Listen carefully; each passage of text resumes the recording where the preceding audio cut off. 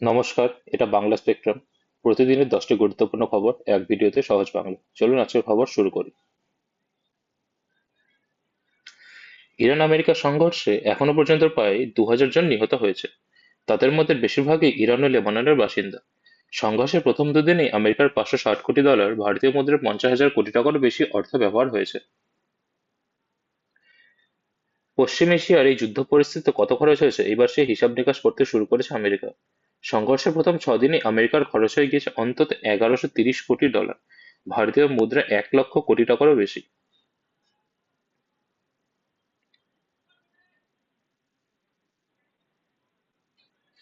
আজকের দ্বিতীয় খবর, চণ্ডীগড় বিশ্ববিদ্যালয়ের সিভিল ইঞ্জিনিয়ারিং এর ছাত্র ছিলেন হরিশ রানা। 2013 সালের 20 আগস্ট রাখি বন্ধনের দিন যে বাড়িতে থাকতেন তিনি তার 5 তলা থেকে পড়ে যান নিচে। 13 বছর ধরে লড়াই করছেন, মাথা থেকে পা অসাড়, সামান্য নড়াচড়ার ক্ষমতাও নেই, বিছানাই তার একমাত্র আশ্রয়। প্রতিদিন চোখের সামনে নিজের ছেলেকে এভাবে পড়ে থাকতে দেখছেন বৃদ্ধ দম্পতি। ছেলের যন্ত্রণা, বলতে না পারা কষ্ট এক লহমায় বুঝতে নিয়ে পেরেছেন তারা। কিন্তু সেই যন্ত্রণা থেকে রেহাই দেওয়ার কোনো পথও খুঁজে পাচ্ছিলেন না ওই দম্পতি। চিকিৎসায় ব্যয়ভার বহন করতে করতে ক্রমশ নিঃস্ব হয়ে পড়ছিলেন। শেষে আদালতের দরজায় কড়া নাড়লেন তারা। সেই লড়াইও কম ছিল না। প্রায় 2 বছর ধরে আইনি লড়াইয়ের পর অবশেষে জয় পেলেন তারা। তবে এই জয় সুখের নয়। বুধবার 13 বছর ধরে শয্যাশায়ী বছর 32-এর হরিশ রানার নিষ্কৃতি মৃত্যুর অনুমতি দিল সুপ্রিম কোর্ট। আবেদনকারী ছিলেন তার মা-বাবা। আইনি লড়াই জিতলেও পুত্রকে হারানোর শোকে স্তব্ধ তারা। আহ এলপিজি সিলিন্ডারের দাম বেড়ে যাচ্ছে, 60 টাকা নয়, আরো বাড়তে পারে সিলিন্ডারের দাম। দেশের বিভিন্ন জায়গায়, মুম্বাই, দিল্লিতে 1,500 টাকারও হয়ে গেছে এবং পরবর্তী দিনে আরো বাড়ার সম্ভাবনা রয়েছে।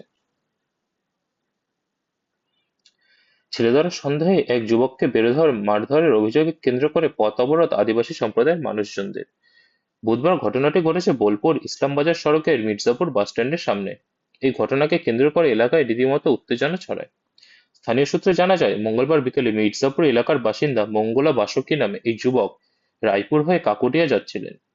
তার অজ্ঞাত অবস্থাতেই বেশ কয়েকজন তাকে ছেলেধরা বলে সন্দেহ করতে শুরু করে। পরিস্থিতি বুঝে ওঠার আগেই তাকে একদল লোক বেধড়ক মারধর করতে শুরু করে বলে অভিযোগ করেন তিনি। খবর পেয়ে ঘটনাস্থলে পৌঁছায় বোলপুর থানার পুলিশ।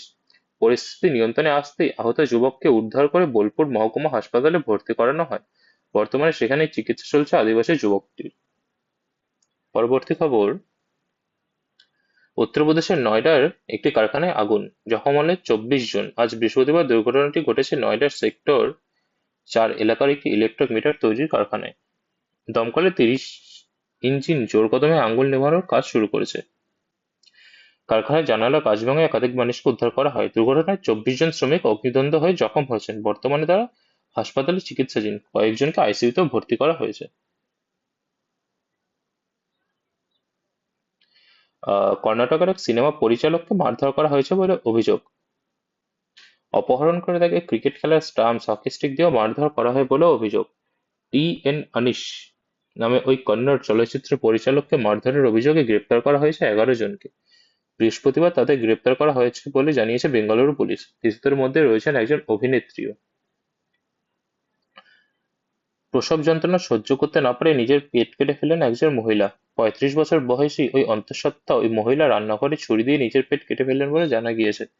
সঙ্গে সঙ্গে তাকে নিয়ে যাওয়া হয় হাসপাতালে। সেখানে একটি কন্যা সন্তানের জন্ম দিয়েছেন তিনি বলে জানিয়েছে চিকিৎসকরা। নবজাতক সুস্থ আছে, তবে মহিলার অবস্থা আশঙ্কাজনক। তাকে নিয়ে আসা রয়েছে লখনৌ হাসপাতালে।